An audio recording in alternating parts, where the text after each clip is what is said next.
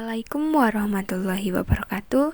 Di sini kami akan menjelaskan mengenai rahmat Islam bagi Nusantara dengan nama kelompok sebagai berikut. Yang pertama ada Rita nomor absen 29, yang kedua Anissa Azharani nomor absen 6, Alivia Yahra Agustina absen 4, dan saya Sri Rizky Wulansari absen 31 dengan guru pengampu Ibu Nur Hoiroh SAG.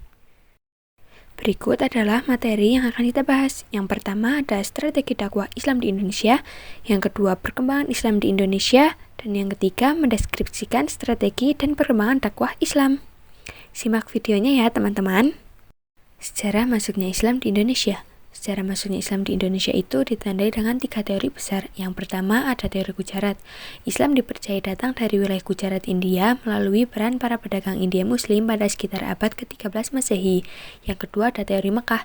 Islam dipercaya tiba di Indonesia langsung dari Timur Tengah melalui jasa para pedagang Arab Muslim sekitar abad ke-7 Masehi. Yang ketiga ada teori Persia. Islam tiba di Indonesia melalui peran para pedagang asal Persia yang dalam perjalanannya singgah ke Gujarat sebelum ke Nusantara sekitar abad ke-13 Masehi. Strategi dakwah Islam di Nusantara. Yang pertama melalui perdagangan. Perdagangan dimanfaatkan oleh para pedagang muslim sebagai sarana atau media dakwah, sebab dalam Islam setiap muslim memiliki kewajiban untuk menyebarkan ajaran Islam kepada siapa saja dengan tanpa paksaan. Oleh karena itu, banyak orang yang berinteraksi dengan pedagang Islam. Yang kedua, melalui perkawinan. Pedagang Islam banyak yang menikah dengan wanita lokal yang diislamkan.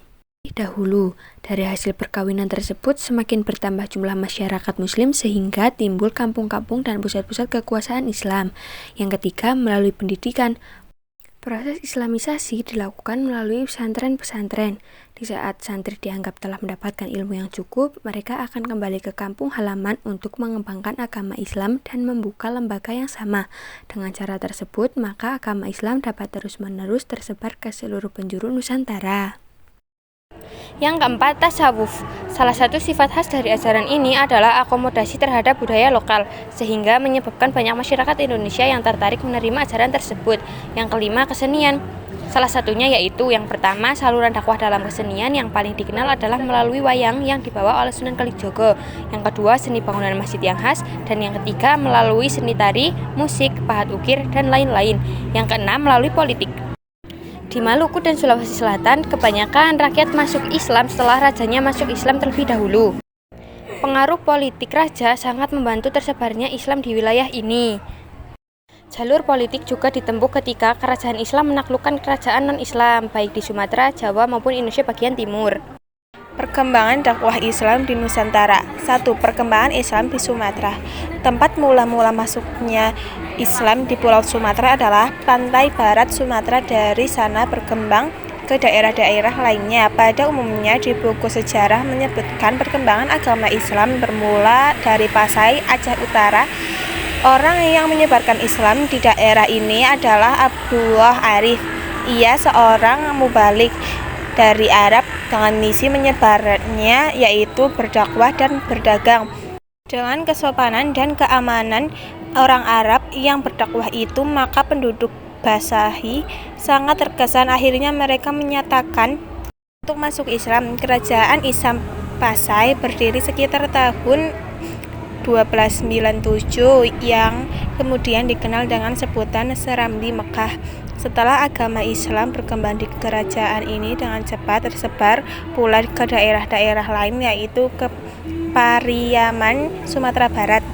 Ulama yang terkenal membawa Islam ke Pariaman itu adalah Syekh Baharuddin. Dengan arif dan bijaksana, para mubalik dapat memberikan pengertian pada masyarakat dan akhirnya masyarakat Sumatera Barat dapat menerima agama Islam dengan baik sekitar tahun 1440. Agama Islam masuk ke Sumatera yang dibawa oleh mubalik Islam bernama Raden Rahmat atau Sunan Ampel. 2. Perkembangan Islam di Kalimantan, Maluku, dan Papua. Di Pulau Kalimantan, agama Islam mula-mula masuk di Kalimantan Selatan dengan dibawa oleh pedagang Arab dan para mubalik dari Pulau Jawa. Daerah lainnya di Kalimantan yang dimaksud agama Islam adalah Kalimantan Barat, khususnya Muara Sambas dan Sukadana. Sultan Islam yang pertama tahun 1591 di Kalimantan Barat berkedudukan di Sukadana, yaitu Panembahan Giri Sukuma. Penyebaran Islam di Kalimantan Timur, terutama di Kutai, dilakukan oleh Datuk Ri Bandang dan Tuang Tunggang melalui jalur perdagangan. Kemudian sejak abad ke-15 Islam telah masuk dan berkembang di Maluku. Daerah yang mula-mula dimasuki Islam di Maluku adalah Ternate, Tidore, Bacau, dan Jailolo. Perkembangan agama Islam mulai masuk ke Papua namun berjalan agak lamban. Islam masuk ke Irian terutama karena pengaruh raja-raja Maluku, para pedagang yang beragama Islam dan ulama atau mubalik dari Maluku. Daerah yang mula-mula dimasuki Islam di Papua adalah Miso, Salawati, Pulau Waigeo, dan Pulau Gebi. Perkembangan dakwah Islam di Nusantara. 3. Perkembangan Islam di Sulawesi. Pada abad ke-16, Islam masuk ke Sulawesi dibawa oleh Datuk Ri Bandang dari Sumatera Barat. Daerah yang mula-mula dimasuki Islam di Sulawesi adalah Goa, sebuah kerajaan di Sulawesi Selatan yang dipimpin oleh Kareyeng Tonigalo. Atas usul Datuk Ri Bandang, nama tersebut diganti dengan Sultan Alauddin setelah Tonigalo masuk Islam. Setelah Sultan Alauddin wafat, beliau diganti oleh putranya yang bernama Sultan Hasanuddin. Dari Goa, Islam terus berkembang ke daerah-daerah lain seperti Talo dan Bone. 4. Perkembangan Islam di Nusantara Tenggara. Islam masuk ke Nusa Tenggara dibawa oleh para mubalik dari Bugis, Sulawesi Selatan, dan dari Jawa. Islam berkembang di Nusa Tenggara bermula di daerah Lombok yang penduduknya disebut suku Sasak. Kemudian pelan-pelan selanjutnya tersebar pula ke daerah-daerah Sumbawa dan Flores.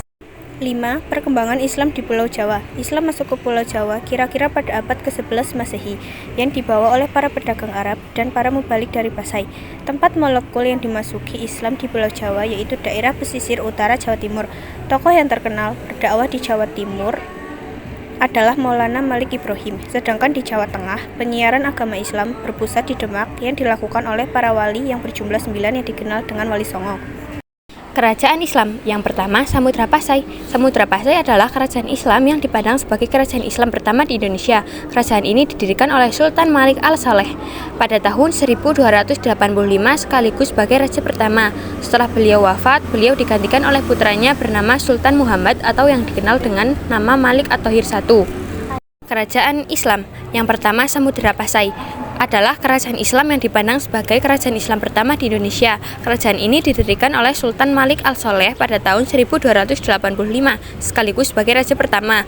Setelah beliau wafat, beliau digantikan oleh putranya bernama Sultan Muhammad atau yang dikenal dengan nama Malik Al-Thohir I yang memerintah sampai tahun 1326 Masehi, kemudian digantikan oleh Sultan Ahmad Malik Al-Thohir II. Yang kedua, Kerajaan Aceh.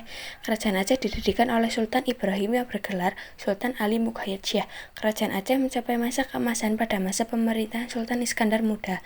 Selanjutnya, Sultan Iskandar Muda digantikan oleh menantunya yaitu Iskandar Thani. Yang ketiga, Kesultanan Demak. Didirikan oleh seorang adipati yang bernama Raden Patah. Setelah Raden Patah meninggal, ia digantikan oleh Pati Unus. Selanjutnya, Pati Unus digantikan oleh Trenggono. Setelah Sultan Trenggono meninggal, terjadi pertikaian antara Pangeran Sekar Seda Inglepen, adik Trenggono, dengan Pangeran Prawoto, anak Trenggono. Pangeran Prawoto berhasil membunuh Pangeran Sekar Seda Inglepen.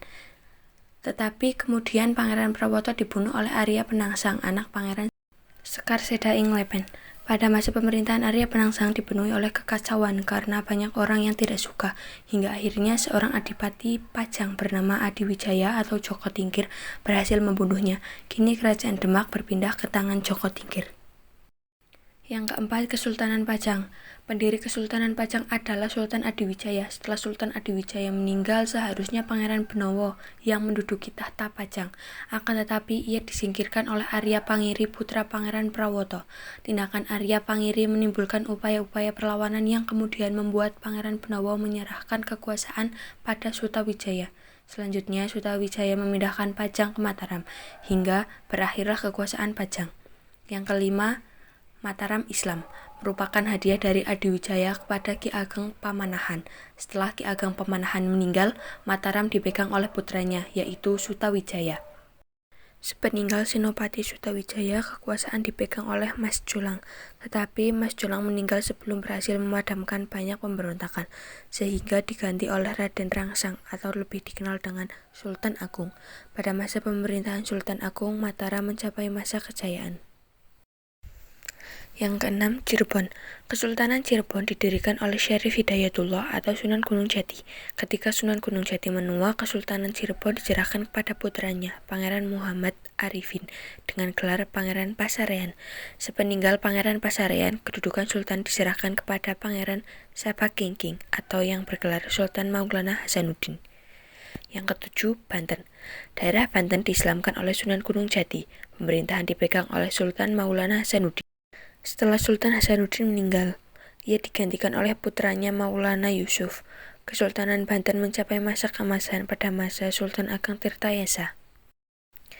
Yang kedelapan, Makassar. Makassar dengan ibu kota di Sumba Opu dan dikenal sebagai kerajaan Islam pertama di Sulawesi dengan Raja Daeng Manrabia yang diberi gelar Sultan Alauddin. Pada masa pemerintahannya, kerajaan tersebut mengalami puncak kejayaan. Yang kesembilan, Ternate dan Tidore. Kerajaan Ternate berdiri kira-kira pada abad ke-13. Ternate mencapai puncak kejayaan pada masa pemerintahan Sultan Ba'abullah. Sedangkan raja yang terkenal dari Tidore adalah Sultan Nuku. Muncullah Sultan Hairun yang sekarang menjadi nama universitas di Ternate. Gerakan pembaruan Islam di Indonesia. Yang pertama, gerakan pendidikan dan sosial, ada sekolah Tawalib. Sekolah ini berasal dari surau Jembatan Besi. Surau berarti langgar atau masjid. Haji Abdullah Ahmad dan Haji Rasul pada tahun 1906 telah merintis perubahan sistem surau menjadi sistem sekolah. Pada tahun 1919, Haji Jalaluddin menerapkan sistem kelas dengan lebih sempurna. Ia mengharuskan pemakaian bangku dengan meja, kurikulum yang lebih baik, dan kewajiban pelajar untuk membayar uang sekolah. Sejak saat itu, organisasi ini tidak lagi dipimpin oleh murid, tetapi oleh para guru. Yang kedua, Jamiat Khair. Organisasi ini didirikan di Jakarta oleh masyarakat Arab Indonesia pada tanggal 17 Juli 1905. Ada dua program yang diperhatikan Jamiat Khair, yaitu mendirikan dan membina sekolah dasar, serta menyeleksi dan mengirim para pelajar untuk mengikuti pendidikan di Turki. Selanjutnya ada Al-Irsyad. Organisasi sosial ini didirikan oleh kaum pedagang Arab di Jakarta. Al-Irsyad memusatkan perhatiannya pada bidang pendidikan dengan mendirikan sekolah dan perpustakaan. Selanjutnya, Persyarikatan Ulama.